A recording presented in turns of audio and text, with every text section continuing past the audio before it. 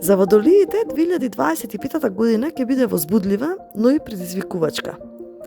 Вашите идеи ќе бидат главниот извор на приход, па искористете ја вашата креативност и иновативност.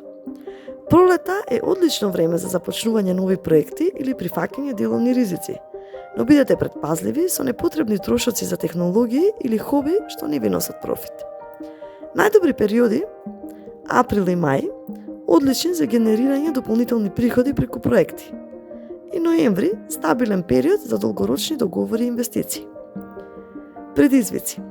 Во јули можни се несогласување околу парите со соработници или блиски лица. Вашата склоност кон ризици може да ве доведе до непланирани финансиски загуби.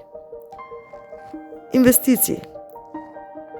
Работете на буџетирање и поставување јасни финансиски цели. И размислете за соработка со луѓе кои што ги делат вашите визии. Мотивација.